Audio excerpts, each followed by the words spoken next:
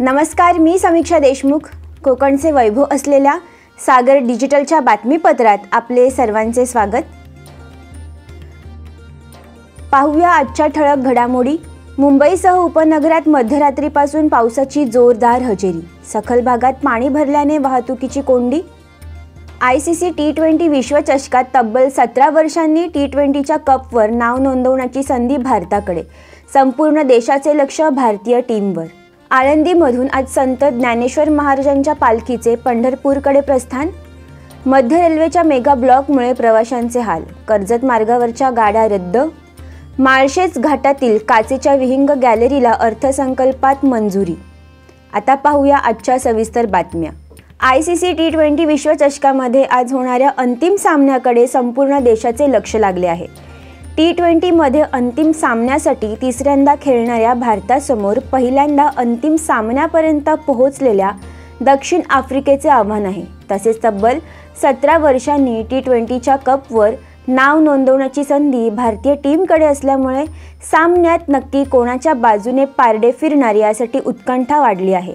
हा सामना भारतीय वेळेनुसार रात्री 8 वाजता ब्रिजटाउन बारबाडोस येथील केसिंग्टन ओव्हल स्टेडियममध्ये होणार आहे. मध्य रेल्वेने 29 जून रोजी पलासदरी कर्जत सेक्शन येथे ट्रॅक रिलेंगच्या कामासाठी 3 तासाचा विशेष वाहतूक आणि पॉवर ब्लॉक जाहीर केल्यामुळे उपनगरीय रेल्वे सेवेच्या वेळापत्रकात बदल करण्यात आला होता. कर्जतहून 10:40, 12 आणि 2:15 वाजता सुटणाऱ्या तर खोपोलीहून 11:20 आणि 12:40 वाजता सुटणाऱ्या उपनगरीय गाड्या यामुळे रद्द करण्यात आल्याने लांब पल्ल्याच्या प्रवाशांचे हाल झाले. उपनगरीय सेवेच्या मध्य, पश्चिम आणि हार्बर या तीनही रेल्वे मार्गावर रविवारी रेल्वे रुळांसह सिग्नलची दुरुस्ती या कामांसाठी मेगा ब्लॉक घेण्यात येणार आहे. यामुळे लोकलच्या काही फेऱ्या रद्द करण्यात येणार असून एक्सप्रेसही 10 ते 15 मिनिटाच्या विलंबाने धावणार आहेत. त्यामुळे पावसाळ्यात सुट्टीच्या दिवशी प्रवास करणाऱ्या प्रवाशांचे हाल होण्याची शक्यता वर्तवण्यात येत आहे. मध्य रेल्वेवर ठाणे ते कल्याण दरम्यान, हार्बर मार्गावर पनवेल ते वाशी दरम्यान आणि पश्चिम मार्गावर बोरिवली ते राममंदिर स्थानकादरम्यान सकाळी 9 ते सायंकाळी 4 पर्यंत रेल्वेने ब्लॉक जाहीर केला आहे. लोकसभा निवडणुकीत प्रचारादरम्यान मी उमेदवार आहे असे समजून महायुतीचे उमेदवार सुनील तटकरे यांना मतदान करा असे रामदास कदम मतदारांना सांगत होते. तरीही दापोली व गुहागर विधानसभा मतदारसंघात महायुतीला फटका बसला. कारण आमदार योगेश कदम व रामदास कदम यांच्याबद्दल जनतेमध्ये प्रचंड रोष आहे असा गंभीर आरोप भाजपचे उत्तर रत्नागिरीचे जिल्हाध्यक्ष केदार साठे यांनी पत्रकार परिषदेत बोलताना केला आहे. त्याचं उत्तर तुम्हीच सांगा.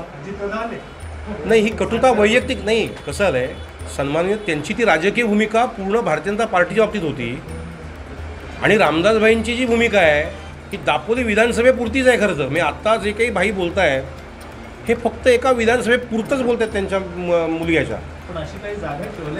नाही, त्यांनी ठेवले की नाही विचारलं पाहिजे. साहेबांसाठीच्या विचारासाठी मत न मागता निव्वळ माझ्या नावावरती मत द्यायची मागणी करणं आणि सातत्याने समविचारी किंवा आपल्या महायुतीतल्या घटक पक्षांच्या कार्यकर्त्यांचा पदोपदी अपमान करणं एवढंच या निवडणुकीमध्ये केलं गेलं आणि त्याचा फटका बसला. मी दुसरं आपल्याला या निमित्तानं सांगतो की इथे आम्ही एक सभा घेतली होती, जाहीर सभा. त्या जाहीर सभेमध्ये मी सन्माननीय रामदासभाईंचे आभार मानले होते. आज पुन्हा मानतो एकदा सगळ्यांसमोर. त्यांनी जी अडचण सांगितली ती पण वास्तव आहे की शिवसेनेची मतं राष्ट्रवादीकडे कन्वर्ट प्रत्यक्षात व्हायला थोडं कठीण गेलं. 2019च्या विधानसभेचा ते सातत्याने जो उल्लेख करतायत की माझ्या मुलग्याला पाडण्याचा प्रयत्न केला, माझ्या मुलग्याला पाडण्याचा प्रयत्न केला, त्याचं उत्तर जाहीर सभेतून दिलं होतं. ती भूमिका त्यावेळेला भारतीय जनता पार्टीने का घेतली?